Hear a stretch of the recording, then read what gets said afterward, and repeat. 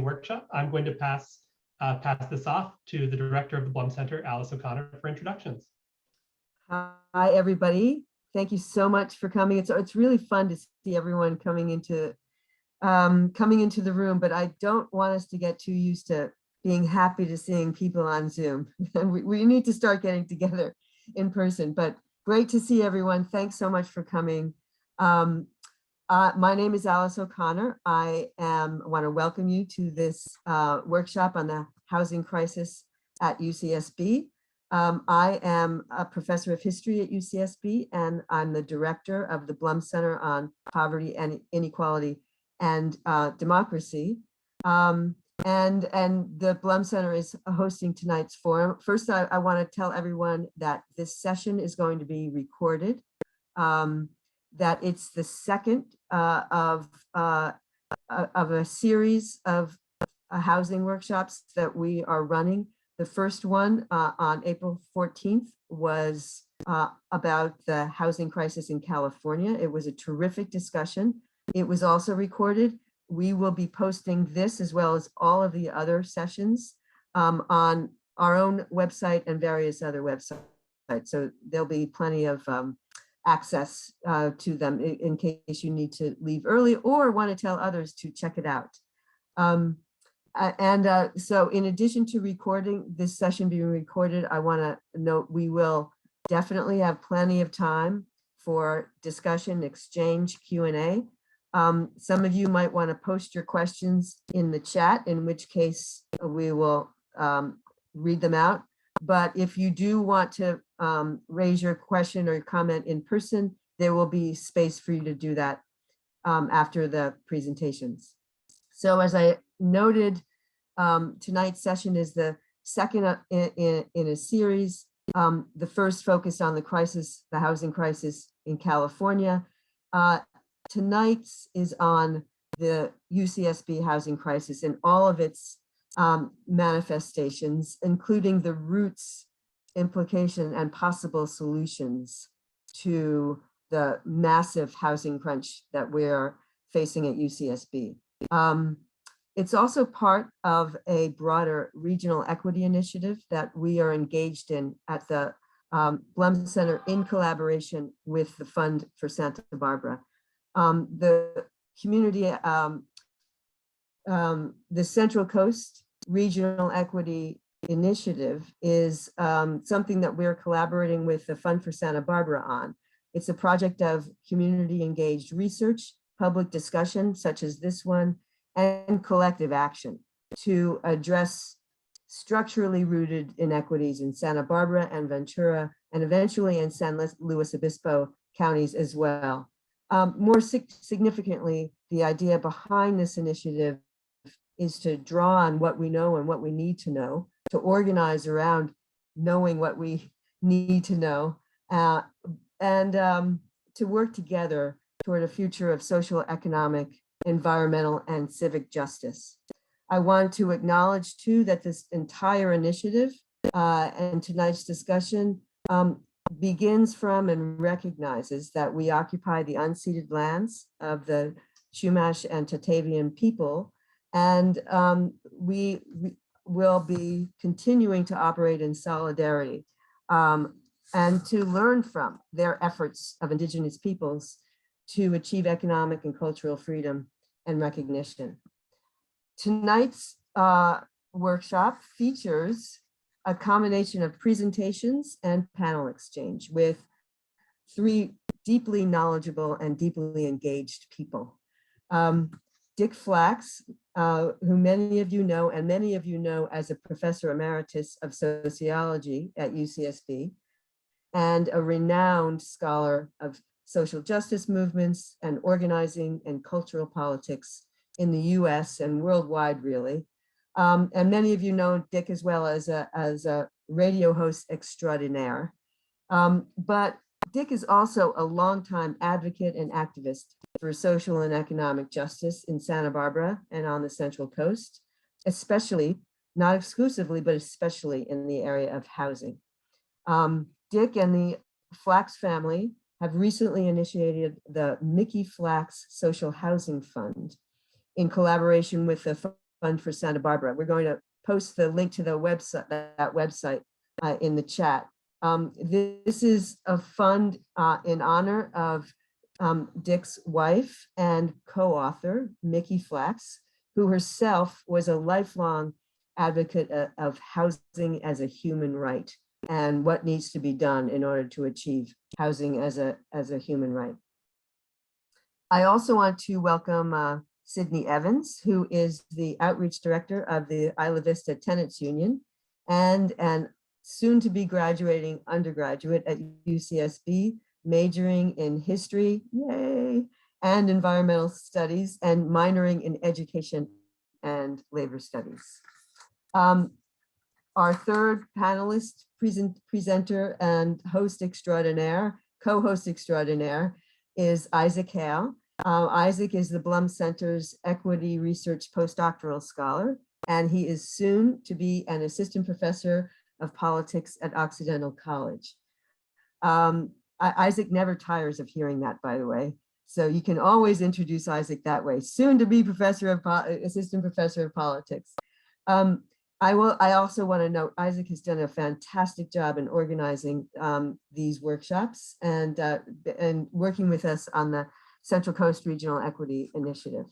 I want to thank as well Brian Zuniga, who is a fantastically talented Blum Center student assistant and undergraduate, soon to graduate, undergraduate majoring in communication at UCSB. And I learned today he is going to be in the fall, starting in the fall, an MBA student at Cal State San Bernardino. So congratulations on that front. And as always, thanks to Dr. Keisha Arnold, who is the Blum Center academic coordinator, also academic coordinator extraordinaire, who has made this entire forum possible. So with that, I'm going to turn it over to Dick Flacks, who's going to, I should note as well, Dick is the author of a really terrific op-ed that came out a week or so ago in the Independent. We have a link to that on the flyer, but also we can put it again in the chat, and he'll be drawing on that, but many, many other founts of wisdom in tonight's presentation. I hope it's wisdom. I'll try to be wise. Anyway, very glad to be here and very glad to have the opportunity to have this kind of dialogue. The particular hat I'm wearing for this purpose tonight is as chair of a coalition called the Sun Coalition, Sustainable University Now.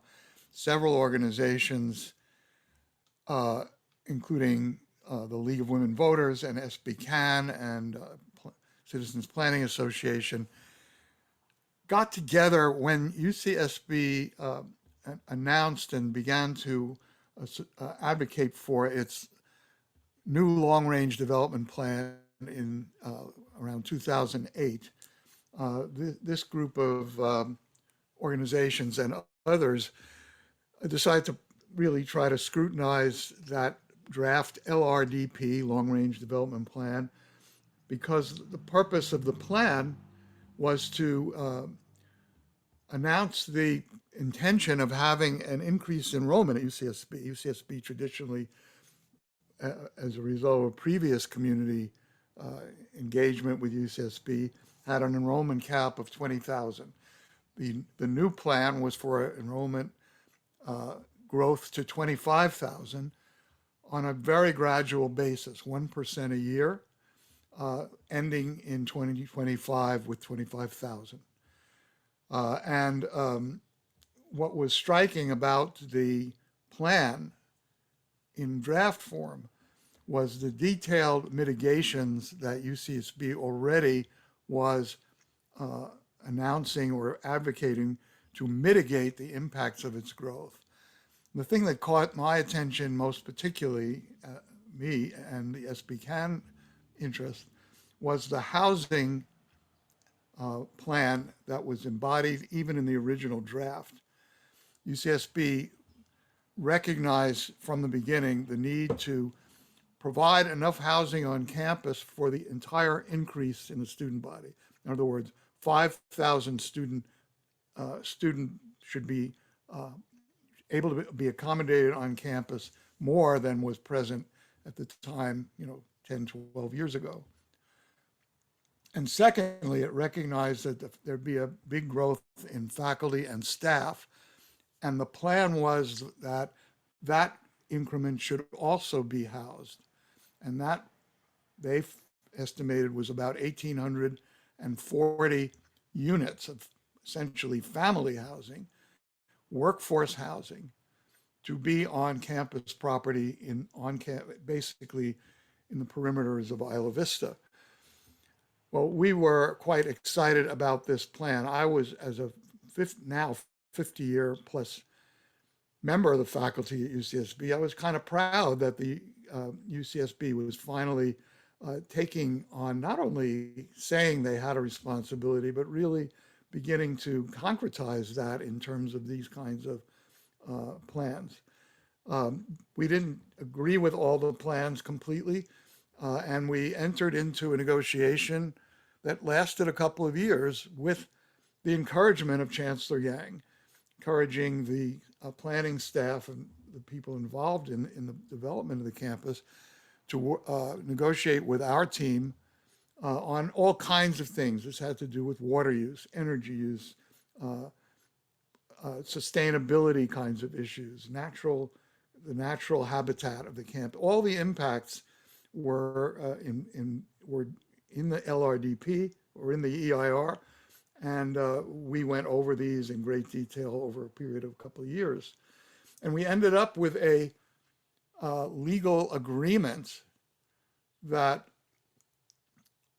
was then transmitted to the Coastal Commission, which in our particular campus case is the final arbiter, if you will, of the LRDP of the UCSB campus. And much of what we negotiated on all of these matters is embodied in that final LRDP as of 2014. Well, a couple of things happened that we know about that affected the plan. Let me start by saying, in our sense, is that most of the mitigations and planning promises made in the LRDP with respect to all these other variables having to do with the environment and traffic and energy and water have been, the campus has responded well to these, has tried to implement them. But the housing provisions have not succeeded. In fact, I would say just flatly, they haven't been implemented as of yet. I'll get into that a little bit more. But a couple of things affected the housing plan that I'm able to talk about. But the point of the article in the Independent, at least my point, I don't know how people read it, was that a lot of what went wrong is still mysterious. One of the things in our agreement with UCSB was agreement to be transparent on the part of the campus about all of these issues. They haven't been transparent about the housing issues that I'm going to point out. The first thing that happened in sort of 2015 or so was that we were told, well, we've got a new idea about how to house 5,000 students. And that comes from the fact that Charlie Munger is offering us a very large gift, financial gift, in return for the development of a very large dormitory that would house something like 5,000 students. So the scattered dormitory plan that's in the LRDP, I think 5 different sites, was all of that was put on hold in favor of the hoped for development of the Munger Residence Hall. And, I personally was kind of skeptical at the time that it would be that easy to implement. We didn't see anything about what Munger was planning in any particular sense. But my feeling is any dormitory is going to get resistance because people are going to look at it and say, this isn't good, that's not good, and it's in the wrong place, and so on and so forth. So I was hoping the campus administration was planning some process of community involvement, campus involvement in the planning process. And footnote, I don't think that really happened, to say the least, with Munger. So that, in my view, is one of the problems that happened, is that there was a freeze on dormitory planning in favor of going forward with the Munger Hall idea. And the idea that that will be in place by 2025, I would say, is greeted with skepticism among various people, including myself, many people. So we have that bind. The second bind, however, made everything worse, made a kind of perfect storm. And that is the legislature hoping to improve access for California residents and for underprivileged students, minority students, pushed the entire UC system to accelerate its enrollment plans. And instead of reaching 25,000 in 2025, we reached that in, I think, 2018 or 2019. And that's about where we are at now, 5, 6, 7 years ahead of. So even with the good dormitory planning in the original plan, might not have been able to keep up with this enrollment. The way the UCSB has tried to accommodate students is by tripling up what would constructed as double rooms. And the agreement with Sun was that when there are 200 double rooms that are tripled, that would trigger the planning of a new dormitory. As of the beginning of COVID, the previous academic year, I believe there were close to 2,000 triple rooms on campus. So the crisis, even though everyone had a bed, so to speak, looked like they did, it wasn't, shall we say, optimal. So the enrollment acceleration, which the legislature really forced on the university, they did not compensate the university in budget terms for that increase. And with respect to student housing, the legislature stopped funding student housing, I think, by the early 70s. And they therefore rely on the campuses to figure out and rustle up the financing for, and it's, you know, it's self-financing housing, but it requires, it's not backed by state money anymore.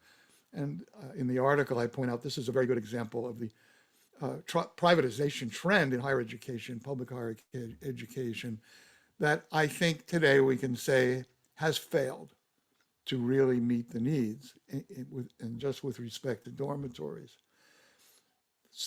The Sun concern is more than student housing with the employee housing. The promise of 1,840 units to be built, and the designs and ideas and concepts were very attractive. To have that built by the mid-2020s would be an enormous contribution by the university to the welfare of this region.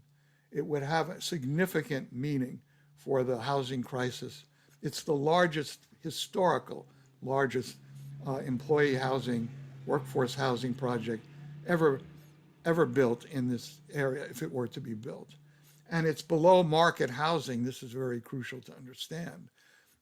It would ease the housing crunch in a significant fashion. And because of that, we endorse the enrollment increase. I mean, our agreement to the enrollment increase has a lot to do with what was promised in the way of housing. Instead, we have this perfect storm because we have hundreds of students, thousands maybe, not accommodated on campus. We have an increase in staff and faculty. The campus position seems to be that they haven't hired 1,800 new staff, so that's not a problem. But they haven't told us what the vacancies are in staff and faculty housing, how much more hiring will be done. But it isn't just hiring. Part of our negotiation was to point out that it isn't just new faculty, but replacement faculty in a large scale that will be having to be housed, because people like me who are retired, we haven't died yet. So we're still part of the population, and then more people will be added to replace us. And then we negotiated the idea that the housing built for the employees of the university, faculty primarily, but also staff, should be made available to existing faculty and staff, and even to retired faculty. In other words, there should be no problem in our minds of marketing this housing, because there probably would be great interest on the part of even existing faculty in being housed in this way.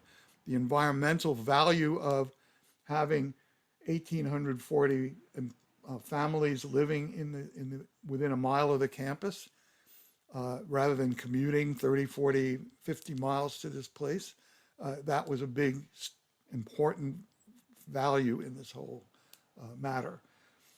So essentially, none of that has been done. That's not quite accurate, in that the campus, I keep forgetting the numbers. The campus has built some housing under the old LRDP. There's 70 units now in construction. I think it's still governed by the old LRDP on Ocean Walk project. So something is coming into view in the way of employee housing, faculty housing, and that is the Ocean Road project. This itself is an ambitious project, 540 units. If that were built, it would be a significant contribution. That was first discussed back in 2008. And the idea of this Ocean Road project on the border between IV and the campus has been in the works for a long time. So when I'm a bit, I'm worried about it because it's been in the works. However, and yet to materialize.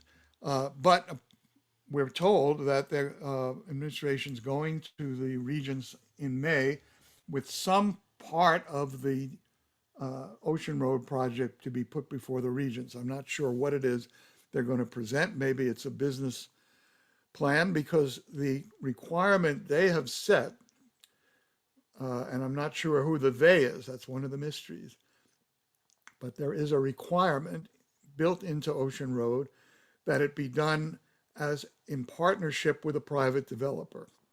And I believe that that private developer piece has been elusive. They haven't been able to get one, but now there is Greystone, which is a very large real estate developer and management company that spans the United States. They have several apartment complexes, I think, here in this region, maybe even in Isla Vista. I'm not sure of all the details. So that may be what they're presenting to the regions primarily. How is that going to work?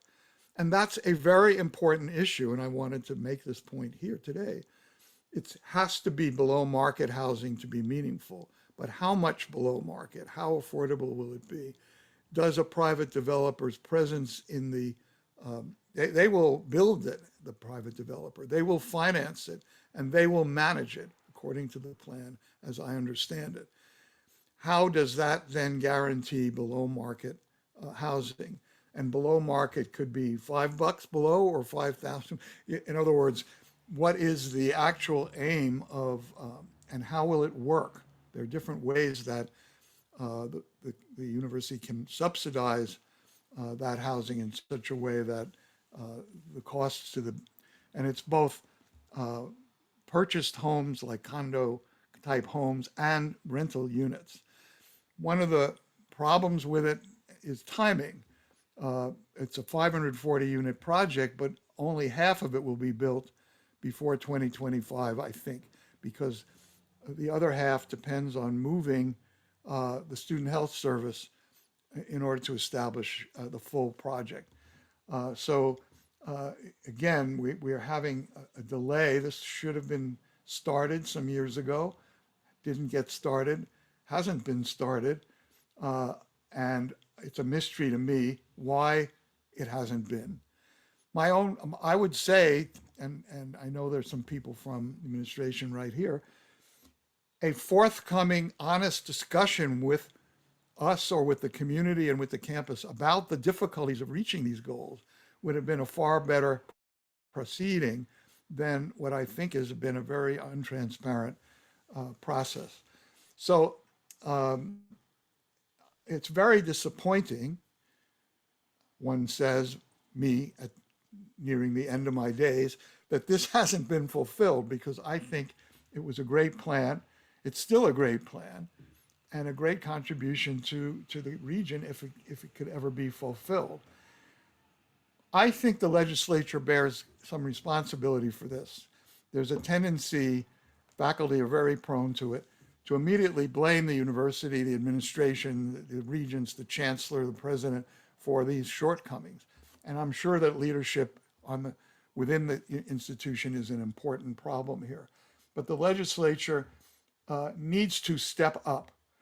They just are in the process of considering a bill that would largely would have a lot of degree of exempting UC from having to do EIR CEQA rules with respect to housing development.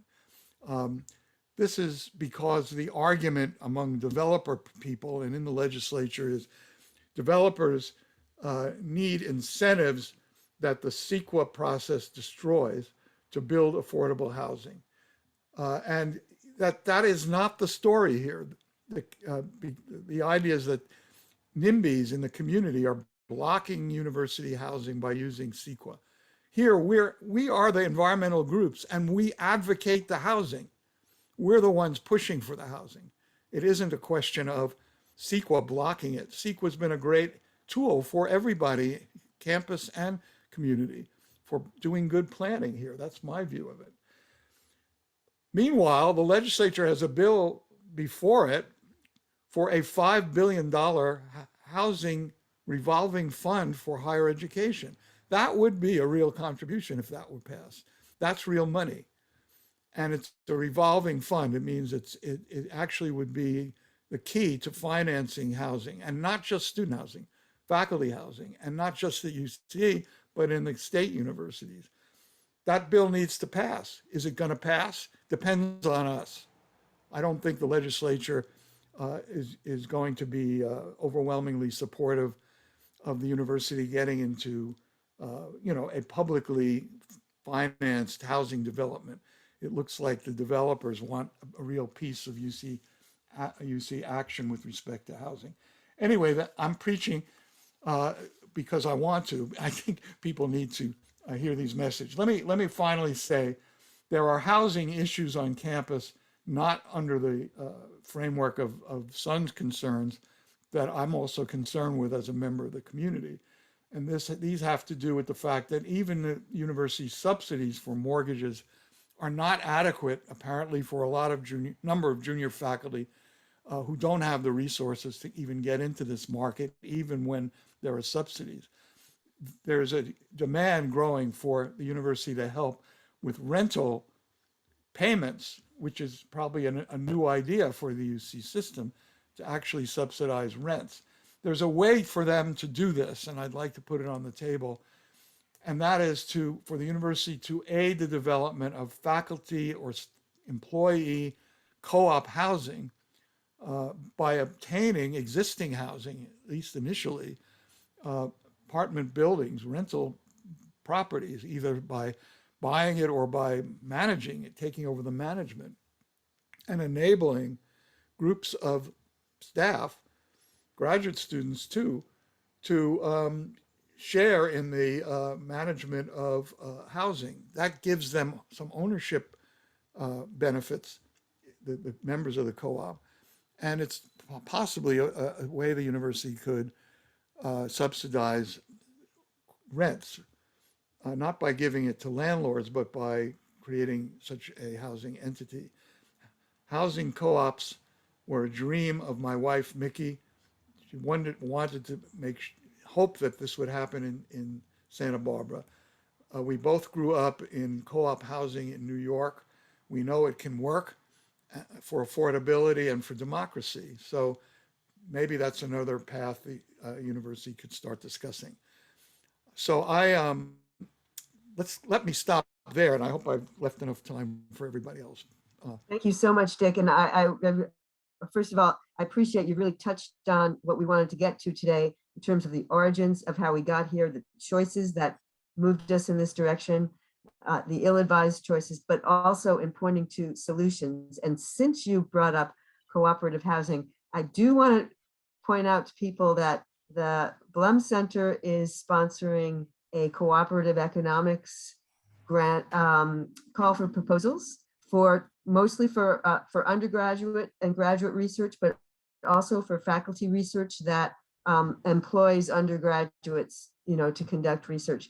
So it's advertised on our website, and we really want to get a conversation going about the meaning of cooperative economics broadly, but a focus on housing is one of our aspirations. So had to get that plug in there. And now I'm going to turn it over to Isaac. Thank you so much. And thank you, Dick, for that absolutely fantastic summary of the current situation with regards to UC Santa Barbara. I am going to give a little context on the local housing crisis and the student housing crisis. I'm going to use some slides. I promise to keep it brief so we can get to the moderated panel and the Q&A as quickly as possible. And I will try not to repeat any of the great stuff that we just heard.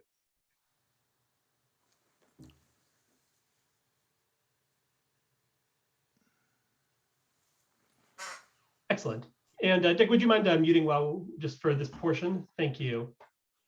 All right. So I'm just going to briefly speak here about the housing crisis and to provide a little bit of context for what's going on in the immediate community that includes UC Santa Barbara. So again, thank you to my colleagues at the Blum Center and our panelists for joining us today. So when you think about Santa Barbara as a place, right, people often think about the scenic beauty, the mild weather, the coastal mansions, UC Santa Barbara, and yes, the expensive housing. And this idyllic setting is fundamentally out of reach for many, right? 40 years ago, the median house in Santa Barbara sold for $145,000. Today, the price of a single family home averages $2.3 million in Santa Barbara, and that's up over $1 million from just 5 years ago in 2017. And the rental market isn't any great shakes either. The average rent for an apartment in the city of Santa Barbara and Goleta and Isla Vista all hovering around $2,500. And the counties and cities are required by law, the regional housing needs allocation, to plan for adequate levels of low and middle income housing.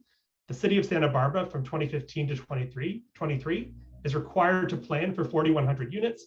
But as of 2020, fewer than 50% of these units were constructed, and most were not in these middle and low income housing categories. They were not affordable. In addition, as Dick alluded to, there's real controversy on growth. There's been action in the state legislature regarding, zoning regulations and the ability to, overhaul local zoning ordinances with creating duplexes, questions about CEQA and university housing. But there is certainly one of the major dynamics that's played out both across the state, but regionally as well, is controversy between people who are advocates for growth and also opposition from people in local neighborhoods who are perhaps in favor of growth in theory, but not in their local neighborhoods, right? Not the not in my backyard phenomenon. And we've certainly seen this as a dynamic in local governments with, there being vocal factions opposed to new development. The COVID-19 pandemic has certainly contributed to the crisis as well. There was record low mortgage interest rates, corporate investment happening simultaneously as well, that really put a shock in the housing market.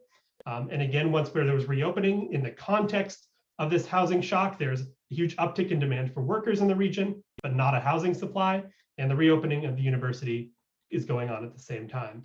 And if you look at this map of rent burden, and this is something that appears in the Central Coast Regional Equity Study, you can see that rent burden is quite substantial across the region. So it's a geographic portrayal, right, by census tract here. And you can see that if you look at Santa Barbara, Isla Vista, Goleta, you see a whole lot of red, meaning rent burden over 50%, 60%, over 70% of the folks living in those census tracts are rent burdened, which is here defined as having over 30% of their gross income being spent on rent. And for many of the people living in these regions, it's not just over 30% we're talking about. It may be over 50%, over 60%, et cetera. And if you look at, this is not something that is equally affecting all residents in the area as well. This is mapped onto existing inequalities. If you look at home ownership by race in Santa Barbara, for instance, you will see that white residents are far more likely to be homeowners than other ethnic groups in the area. And you can see that when you compare Santa Barbara County, for instance, to other metropolitan areas in the country, the top 150 metro areas, Santa Barbara County has the 11th worst rent burden in the entire country of any major metropolitan area. One of the few places that eclipses it is Ventura County right next door. And this is a situation that leaves tenants quite vulnerable. 35% of renters in Santa Barbara County are in a month-to-month lease. 19% don't have a formal written lease agreement. And 75% experience major habitability concerns, such as leaky roofs, leaking pipes, mold, pests, no heat, no hot water, et cetera. And less than 50% of these housing situations are repaired. This is all data from Cause's 2019 renter survey. And this is also happening in the context of an increasing unhoused population as well. From 2016 through 2022, there was a brand new estimate that's out on this. The unhoused population in Santa Barbara rose from 1,700 to nearly 2,000. The majority of these folks are also unsheltered, right? They're having to deal with significant levels of exposure. And contrary to many stereotypes that you'll hear about in the news or people who are getting upset at local city council meetings, perhaps, many of these people are longtime local residents who simply cannot afford to have a roof over their heads, thanks in large part to the out of control housing market. And we know from the research that housing affordability is a major driver of houselessness. And as I mentioned before, housing inequality exacerbates existing economic and racial inequalities. And low-income residents, which include students, who are a big subject of our chat today, are hit especially hard. And rising local costs, rising housing costs mean that Santa Barbara's diverse workforce is commuting long distances as well. In particular, Latino families have been moving away from Santa Barbara to more affordable locations, such as Ventura, Oxnard, Lompoc, and Santa Maria, having to commute long distances. And according to one estimate, the Latino population of the city of Santa Barbara shrunk by 24% between 2011 and 2018 due to these skyrocketing rents. Right? And for context, right, if you're commuting from Santa Maria to Santa Barbara, that is a 2.5-hour round trip commute by car. And if you want to do that by public transit, good luck. I invite you to open up Google Maps and try to figure out how to do public transit between Santa Maria and Isla Vista. It's not exactly easy. And this is happening in the context of a rapidly diversifying region, right? We can see racial diversity is rapidly increasing in Santa Barbara County. And economic inequality in Santa Barbara is quite extreme. You can see that in the red bars here, as opposed to the gray bars, which are the United States as a whole. It's more extreme in Santa Barbara than it is in the country. And the housing crisis is certainly a contributor there. We can also see that there's an unequal effect of this housing crisis, again, across racial lines. We can see that non-white residents are non-white immigrant residents are significantly more likely to live in overcrowded housing than white residents of the county. And so this brings a question of what does housing justice look like? Well, addressing the crisis probably is going to require an all of the above approach, right? Many of these are things that Dick already talked about, but substantial public investment in social housing, alternative housing, tenant protections, and yes, additional market rate supply.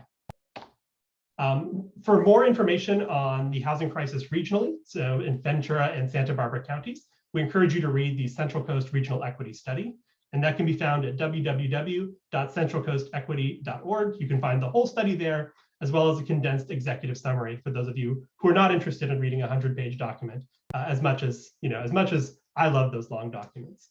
All right, And to just briefly speak about the student housing crisis in particular, I'm going to breeze over some of this because Dick did such a good job talking about it.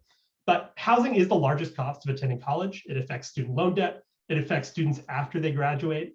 And a third of California borrowers are struggling to repay their student loans first 2 years after graduation. You might be thinking about student loans right now because it's been in the news about whether the Biden administration is going to be forgiving some of those. But as of right now, you know, a lot of students are straddled with a lot of debt, and the housing crisis is a major player in that. And if you look at this graph, looking at data for the community colleges, the CSUs, the UCs in California, and then you can also see for-profit and non-for-profit 4 years at the bottom there. Housing costs outstrip tuition costs at the community college level, the CSU level, and they're quite equivalent to tuition costs at the UC level, right? Housing costs are not insubstantial. And keep in mind that these housing costs compared to tuition costs are in the context of significantly increased tuition costs at the UCs, right? Tuition has not been, you know, static for the last 30 years at the UCs. Tuition has risen quite quickly, and the housing costs have somehow managed to keep pace.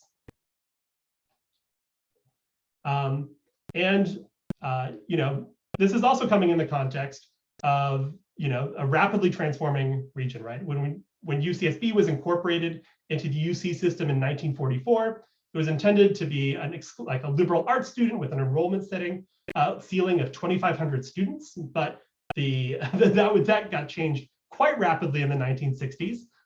You know, the baby boomer generation, a huge demand for public education, becomes one of the marquee flagship UCs and has had exploding population ever since. But you still see some interesting holdovers from that time in Isla Vista, right? This unincorporated area that the UC of Santa Barbara is surrounded by, right?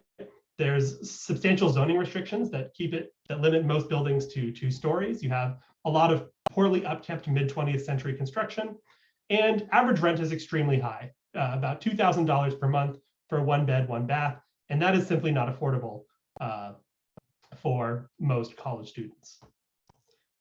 I'm going to breeze past the LDRP obligations here because Dick did such a great job talking about them, but needless to say, there is a substantial need for additional beds and additional housing for UCSB students. That's undergraduate and graduate students, right? And as Dick says as well, excess students are living in these forced triple situations and the on-campus dorms in contravention of the agreement that was had. But even in that scenario, you have students who can't find housing on campus or otherwise, and you have situations like students living out of their vans, right? This was a story that came out in the LA Times. You have here depicted a UC Santa Barbara student living out of their van because the living in a, you know, the options are you can live in your car or you can, you know, cram into a tiny apartment, you know, that's designed for fewer people than actually are cramming in there because of the high cost of housing, right? It's not a sustainable situation in Santa Barbara or in Isla Vista.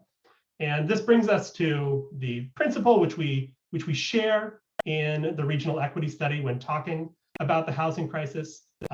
We think one of the major commitments to equity that needs to happen in order to create an equitable region, you know, in the Central Coast, but here at home as well, we need to protect tenants, preserve communities, and make housing affordable for all. And we say in the study that the crisis of affordable housing has been woven into the fabric of everyday life on the Central Coast in the form of out-of-reach home prices, heavy rent burdens, long commutes, rising numbers of unhoused, unsheltered people, and years-old affordable development targets gone unfulfilled. It's long since time we stop pretending that this crisis can be resolved without massive investments of public resources and reordering of regional priorities to construct and otherwise make available housing that is safe, accessible, and affordable, that adheres to standards of environmental sustainability, that respects the rights of tenants to live free of threats of eviction, arbitrary rent hikes, and gentrification. And with that, for further discussion of the local housing crisis, and particularly how it affects students in the community, I would like to again turn to our wonderful panelists, Dick and Sydney. We heard from Dick already. Sydney is here joining us as the outreach director from the Isla Vista Tenants Union.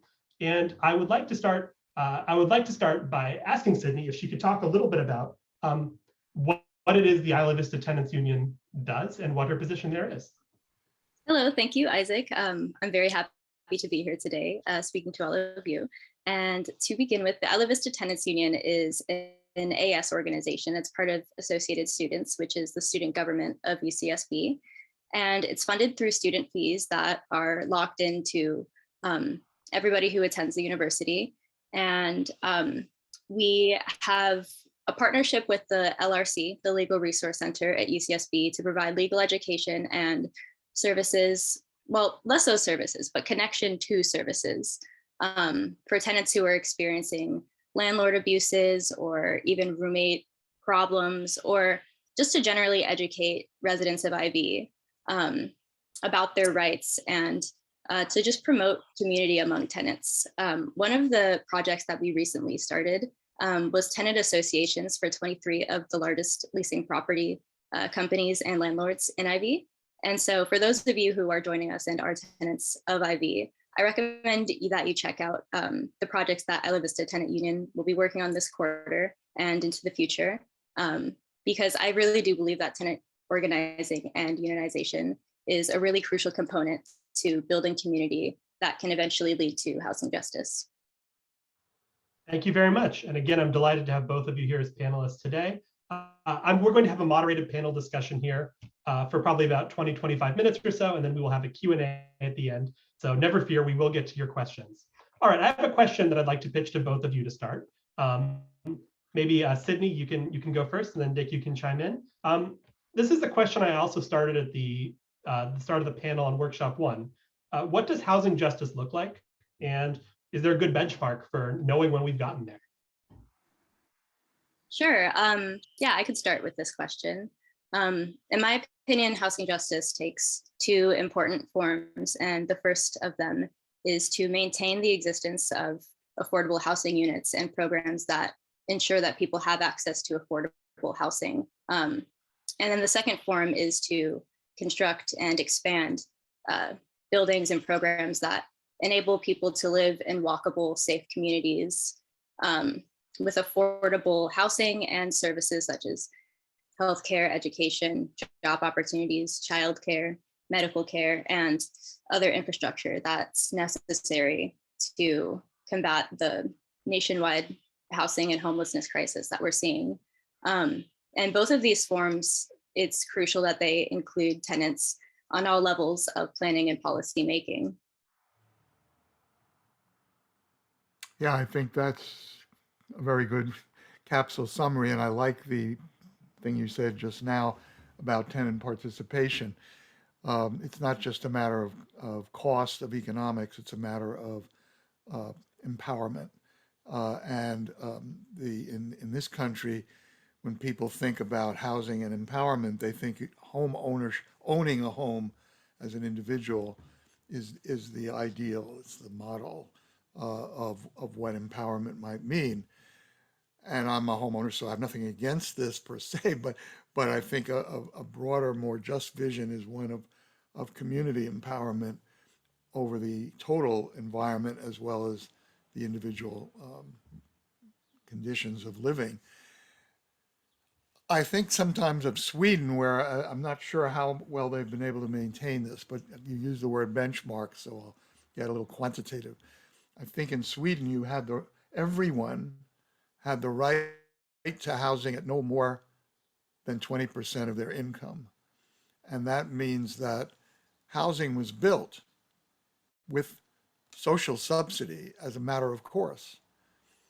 And people paid up to 20% of their income. I think in Sweden, if you want to be in the market and get fancier housing at a higher price, there's no rule against it. But the guarantee of good, adequate housing, and if you've been to Stockholm, for example, you see it's dense, and it's a lot of it is apartment living, but it's certainly what millions of Americans would aspire to if they had at that price, if they had the chance to do it. So, there's an answer. Thank you very much. One thing that Alice mentioned that I want to follow up on here is that this local housing crisis is occurring in the context of soaring economic inequality in the region, right? In Santa Barbara, Ventura, the whole Central Coast, and indeed throughout California. right? While students are living out of their cars, an increasing number in low and middle income workers are commuting long distances from Santa Maria or Ventura. At the same time, you're seeing that for those people who are lucky enough to be living here, many of them are seeing their wealth skyrocket as a product of their increasing home values. Can you speak to how addressing the local housing crisis fits into a larger project of combating regional inequality? Yeah, definitely. I think one of the components of combating local inequality is, I mean, naturally, as a tenant organizer, I would think that increasing community involvement and civic engagement and tenant organizing to protect the legal rights that exist for tenants already, and to push policymakers to provide a larger proportion of their budget for public housing is a trend that I think has the potential to be transformative, like not just in this region, but all along the Central Coast. As Dick Flacks has mentioned in his career, it takes a small amount of individuals to change the course of history. And so I think local politics, getting involved in your local community, organizing on a local level, getting to know your neighbors, and really trying to build solidarity with them is just one way that we could combat larger inequality in California and nationwide. But I'm sure that there are many other tactics that Dick might be able to speak on.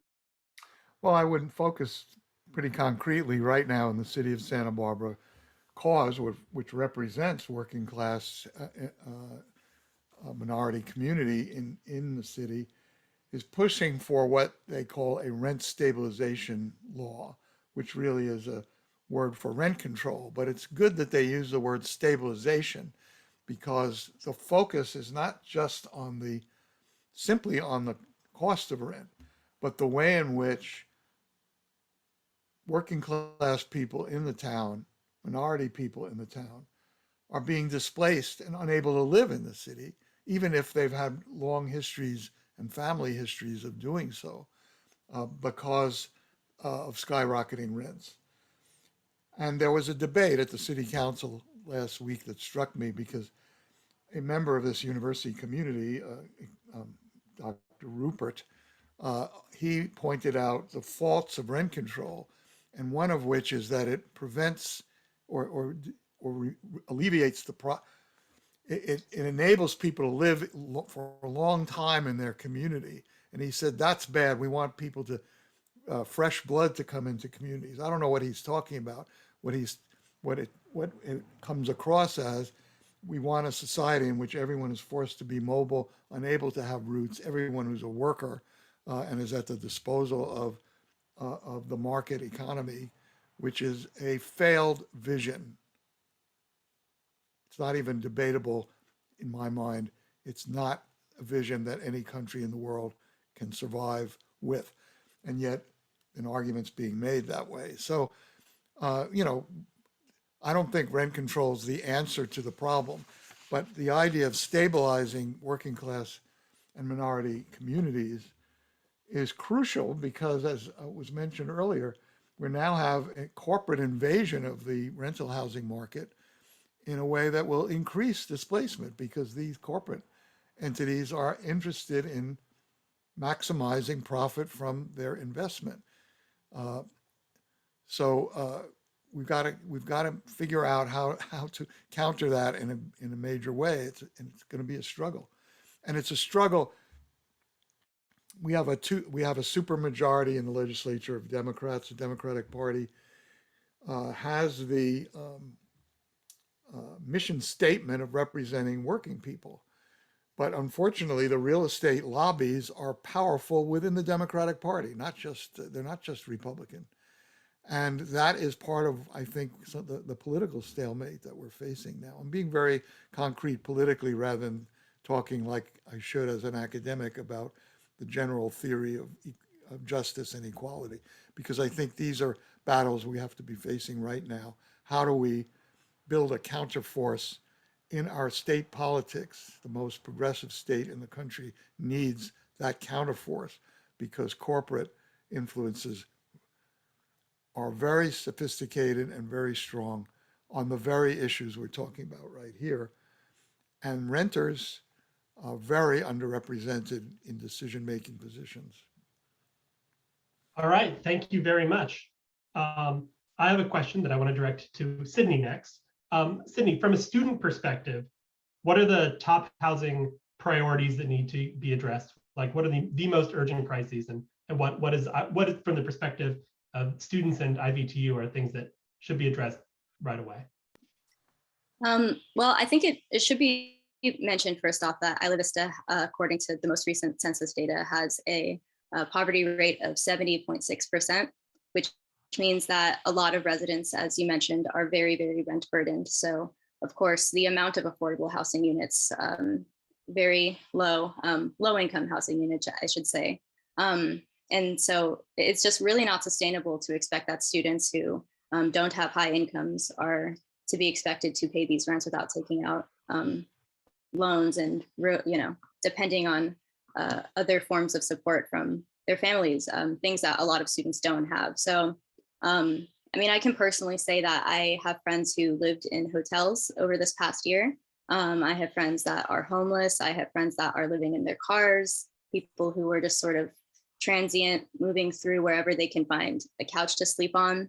And those really aren't conditions that lead to, any type of stable mental health, which is necessary for any type of academic achievement. Every single teacher can tell you that you need to have your basic human needs met before you can, really think about having a career of, stable, long-term success. So definitely, I think that there needs to be more investment.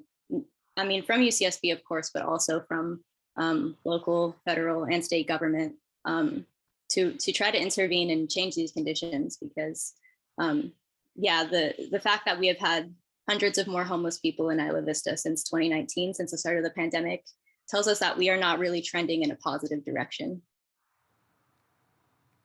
Right. Yes, agreed. All right, my next question is for Dick.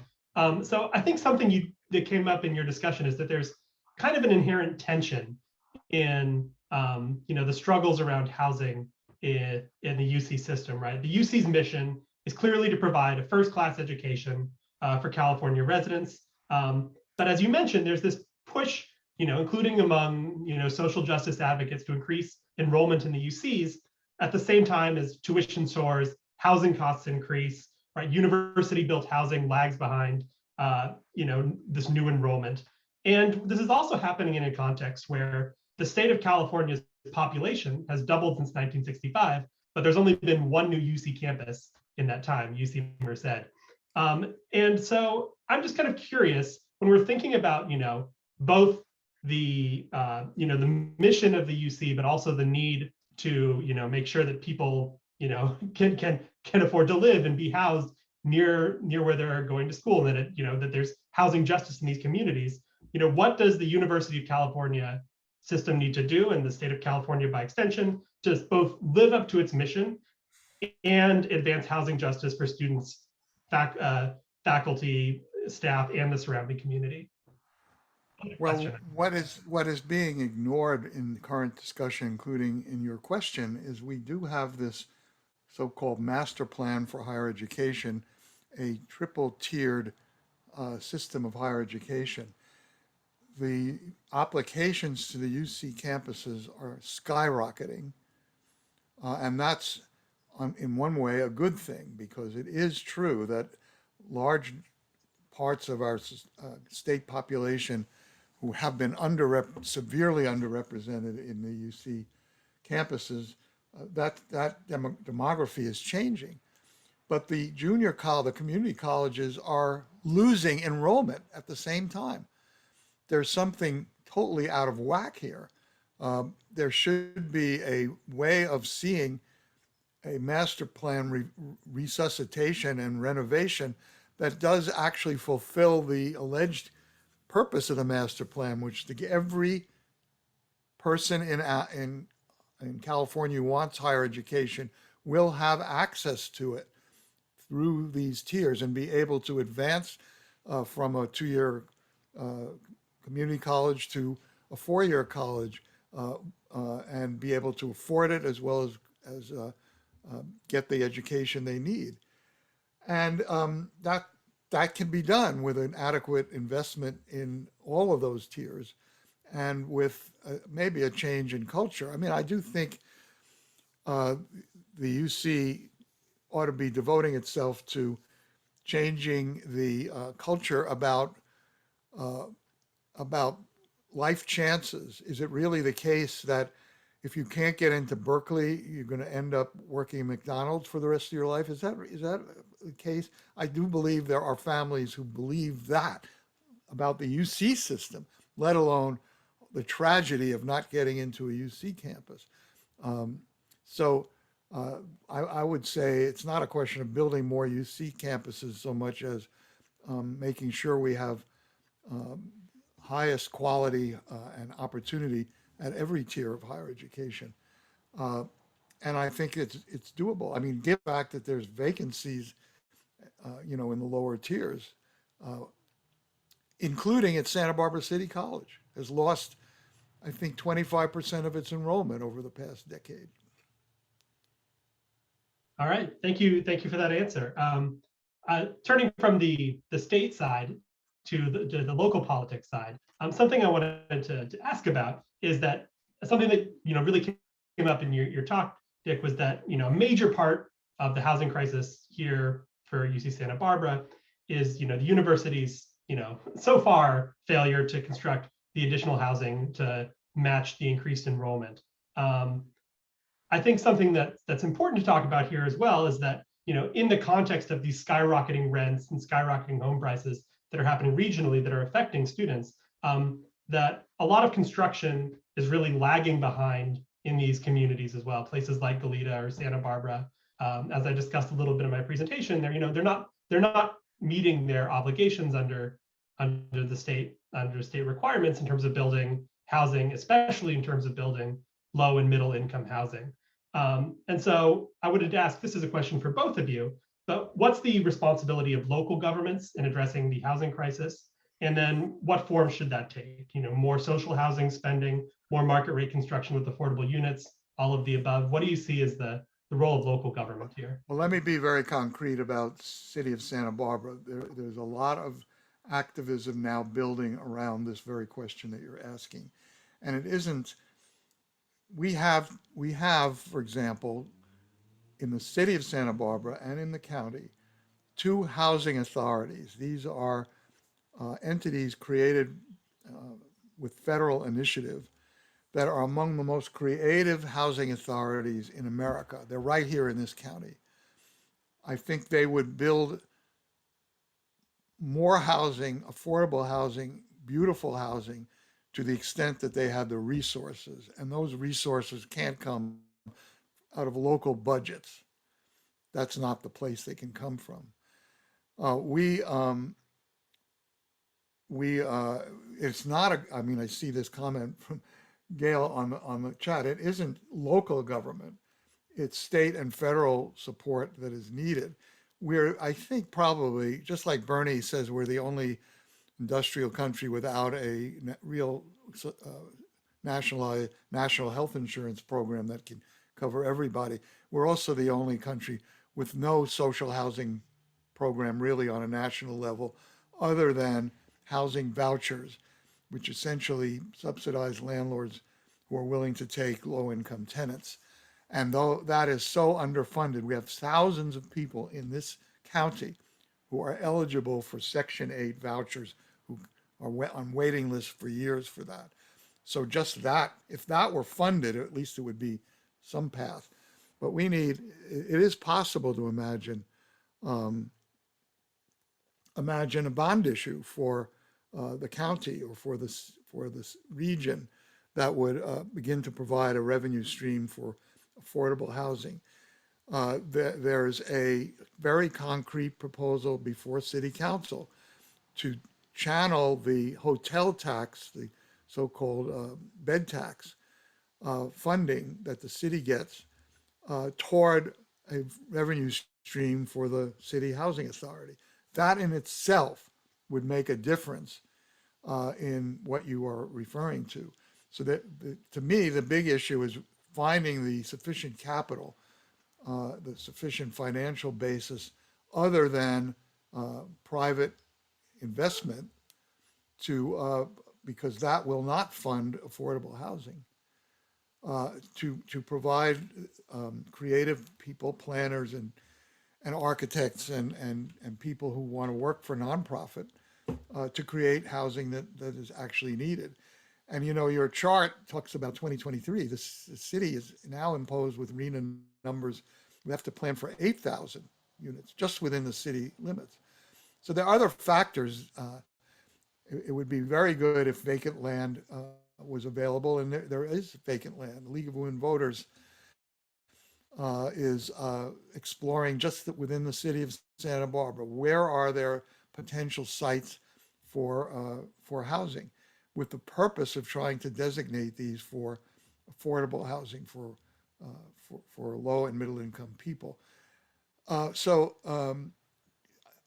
saying all this because I want people to realize that it's not by any means a hopeless situation where nobody's trying to think about this, but it's a struggle situation. And there are a number of, all kinds of forces that resist the kind of change or development that is implied by what you and I are kind of having a dialogue about right now. Thank you very much. I would like to turn now to a Q&A with the audience. So if you'd like to participate, you have two options for doing so. One, you can use that handy dandy reactions button at the bottom of your screen and click raise hand. I will call on you. You can go on mic. The other option is you can type your question in the chat. I will read it to our panelists and let them respond. So for our first question, I saw a hand from Jaden. Jaden, do you have you ready with your question? Hi, yeah. My name is Jaden, and I'm a fourth year undergraduate here at UC Santa Barbara.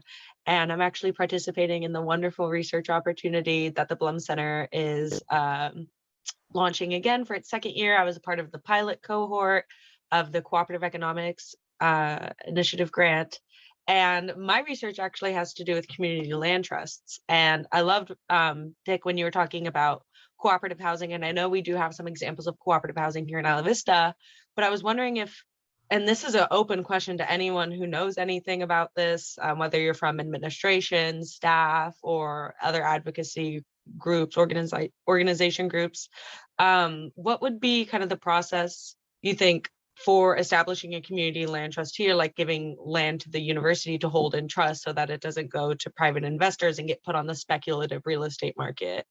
I think that would be a really good way to keep land affordable in perpetuity. A lot of the times the grants you get for affordable housing or below market rate housing have strict time limits. And if the current trends continue, things are only going to get more and more expensive. So holding something in trust in perpetuity would be a really great way to establish that. And I just wanted to hear Dick, Sydney, either of your thoughts, Isaac, or anyone else in the chat. I just think it's a really interesting and unique model for affordable housing. Anyone else want to tackle that? I mean, Go ahead, Dick. Well, the university owns land that they've already in the LRDP, the vacant land that or land that they intend to have for housing. So I'm not sure the land trust applies as much. The university owns.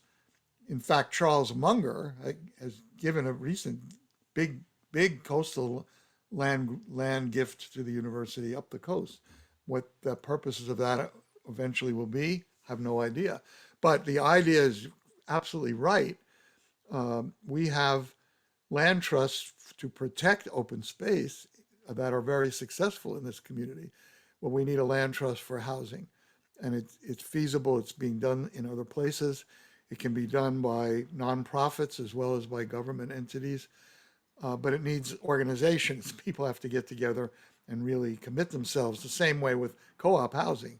The problem with these ideas is people actually have to participate in developing. They have to devote some part of their life and energy to such plans. But other than other kinds of politics, the beauty of this kind of involvement is you're going to see a result that will last longer than an election campaign. So maybe that will tempt some people to get interested in it.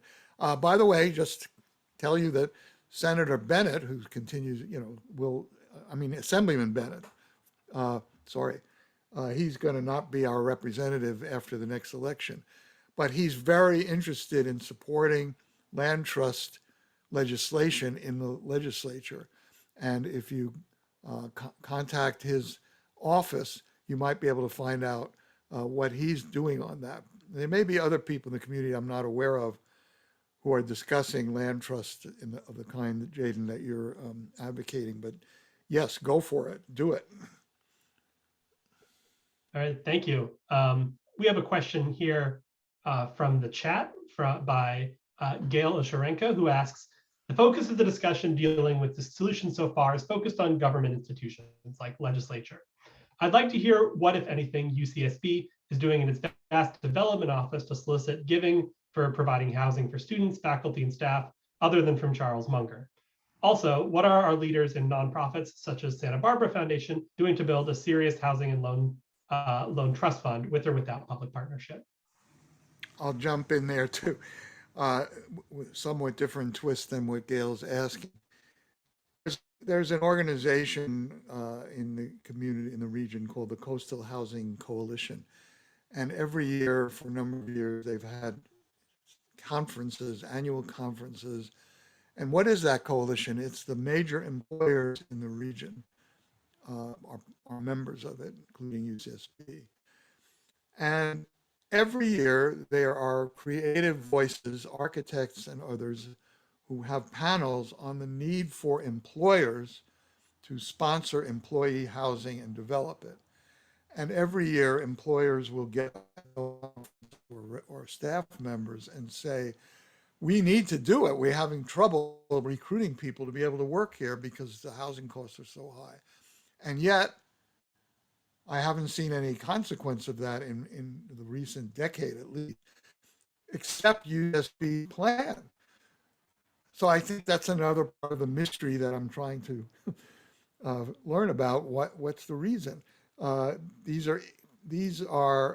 an initiative that should be of interest to employers directly, should be within their capacity. The architects say it is, because they would love to have such plans. So why has it happened? Why, and again, why UCSB has had the difficulty in fulfilling a very ambitious such plan. So I'm not sure about whether private foundations have what they can do in this mix. The cost of providing a unit of housing for a homeless person, at least in LA, I just heard, is $600,000 per unit. So we're talking about real problems. The university has its own land, so the land costs are part of the subsidy that they will be giving for something like Ocean Road, I assume. That's one answer. Public land, parking lots in the city could be built up over for affordable housing downtown. That would be a good plan, in my judgment. And I'm not talking out of my own head. I'm just reflecting what I know, discussion going on in the city among people who really want to see these changes brought about. If we could get more student energy focused on all this, that would be incredible, because I'm very impressed with the student energy that I'm coming across. People think the 60s was a wonderful time of student engagement. This is a better time. There's a more, more urgency, but also more rationality, I think, potential among students. So you have a big role to play.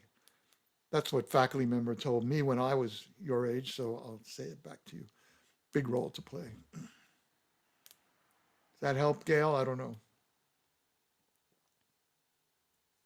She's still You're on mute, Gail. It's certainly part of it. I mean, I've been thinking about this a long time, and we came here from Vermont. Vermont has a housing loan fund. It's a public-private partnership, and they do much of what we have a nonprofit organization in town, I'm sure you know, that is also a real focused on housing, building a foundation with money that is obtained from public or private sources that does low interest loans, that does loans to people who need them to get their house built or their rent or what, it's the same idea. The difference is, I mean, the whole state of Vermont is somewhat similar in size to the county of Santa Barbara, or at least the South County. Vermont's staff is like 10 people, and the staff of our little nonprofit is like 2. I'm not sure exactly, but it's, it just shocks me that the leaders of the Santa Barbara Foundation that takes in millions and millions of dollars and holds millions of dollars from wealthy and not so wealthy people in this county who care about these issues, and that they haven't created a fund that can make the kind of loans to developers or to co-housing groups or to individuals that can get us the housing we need. I mean, it's a finance problem. And I listened to some of the housing discussion today in the city, and I listened to the discussion with the tenants and the homeless, and I totally agree. We need money from the public sector.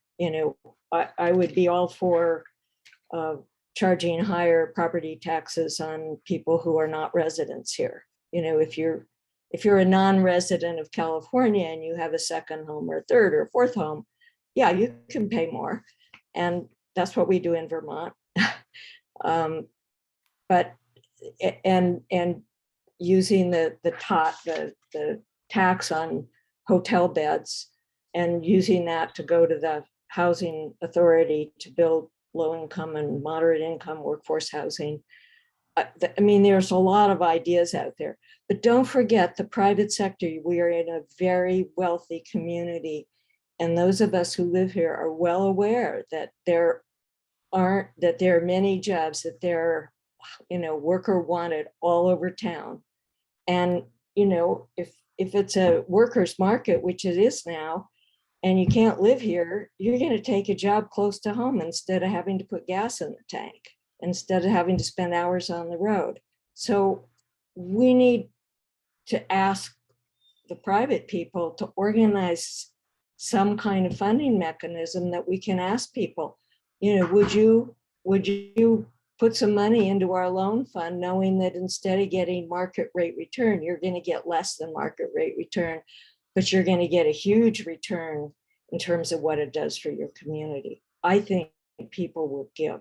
I think people will invest in our community if they're asked, but we have to have a vehicle that's functional. Thank you so much, Hale. And I would just make sure we get time to get the last couple of questions in the Q&A here before we round out. I want to combine the two great questions from Dan and Peyton in the chat. These questions are both getting at short terms. We've got an immediate crisis on our hands, and I think both what Dan and Peyton are asking is, what is the correct, or what are the tools that are on the table for UCSB to do, address the immediate emergency, especially thinking about, the 2022 through 2023 academic year.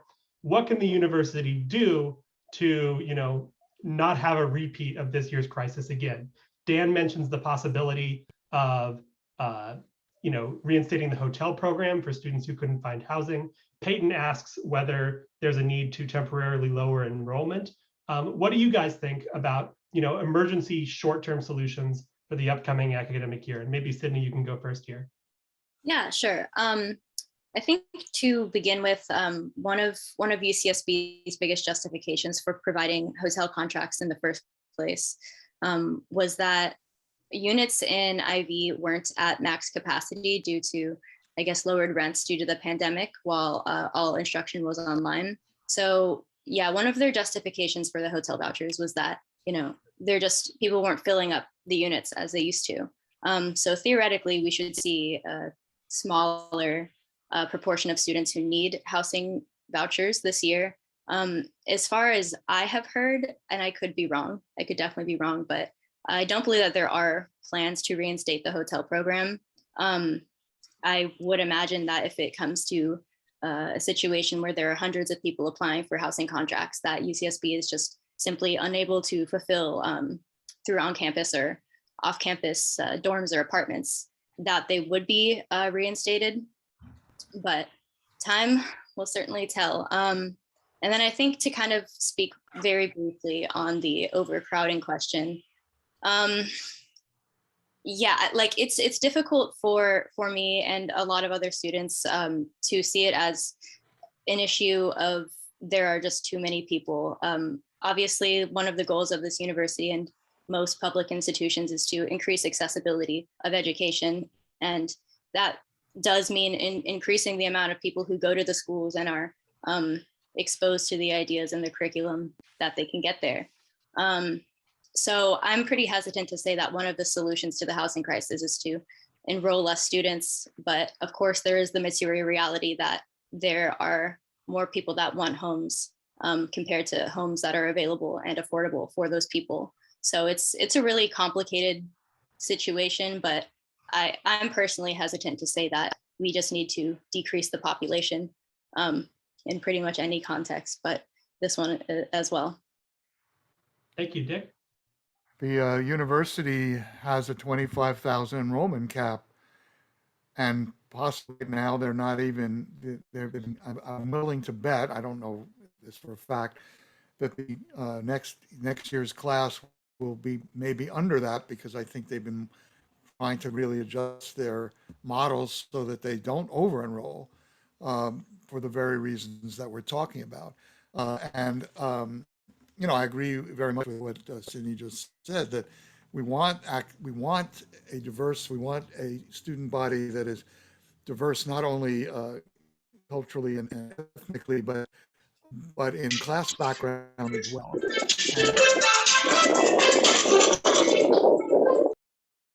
What was that? So, but I do think that someone, I do think that there needs to be what I mentioned before, that is more support and investment in community colleges in such a way that families and students will see that as a positive path toward higher education, not as a fallback or second-rate outcome, because it isn't.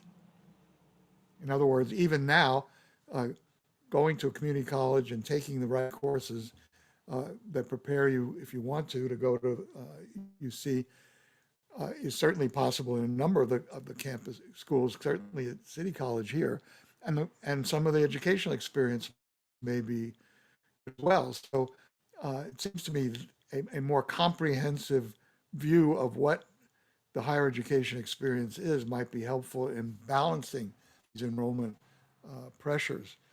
All right, thank you.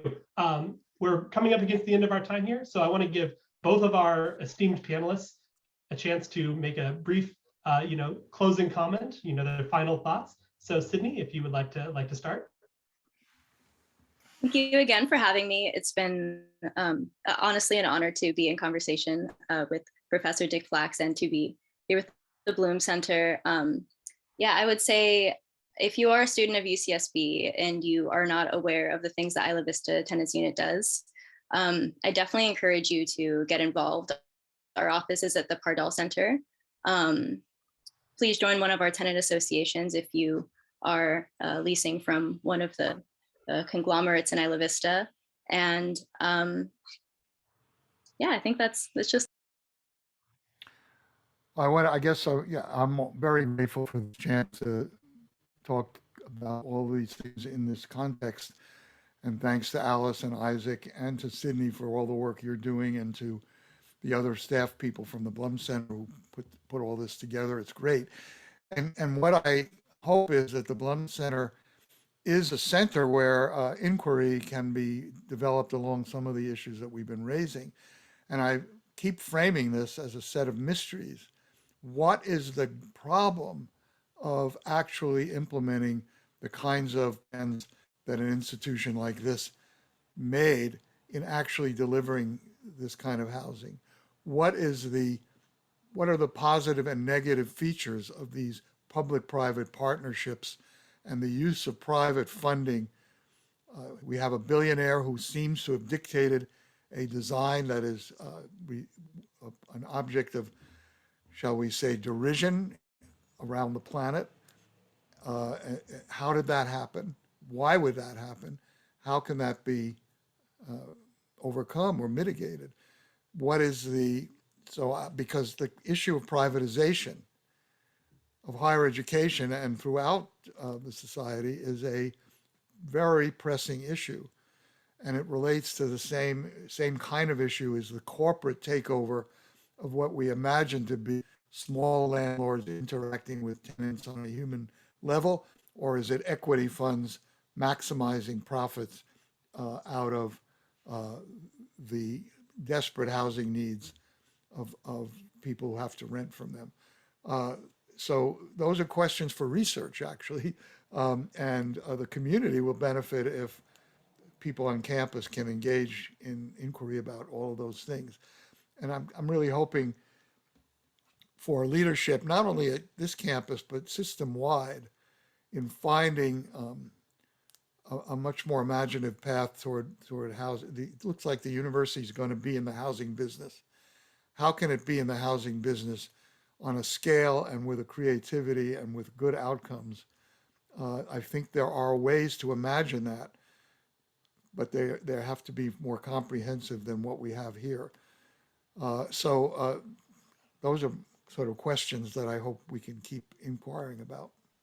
Thank you very much. And I would just like to add that if you are a member of the UCSB community doing research, check out the UCSB Blum Center's website. We have 2 calls for proposals out right now. And if you're interested in doing equity research, if you're a member of the UCSB research community and you're interested in looking at housing or other equity indicators, there is a call for proposals out right now. So go ahead and check that out. There is a link in the chat as well. And on that note, I would like to thank both of our panelists for joining us here today. And again, everyone who helped make this workshop possible. Recording of this workshop will be posted online. It will be going up on the Blum Center website, the Regional Equity Initiative website, and all sorts of other places. You'll be hearing about it from us, I'm sure. If you missed Housing Workshop #1, a recording of that will be going up as well. And again, thank you all for your time, and I hope you have a fantastic evening. Thank you, Isaac, Thank you. for doing a wonderful job.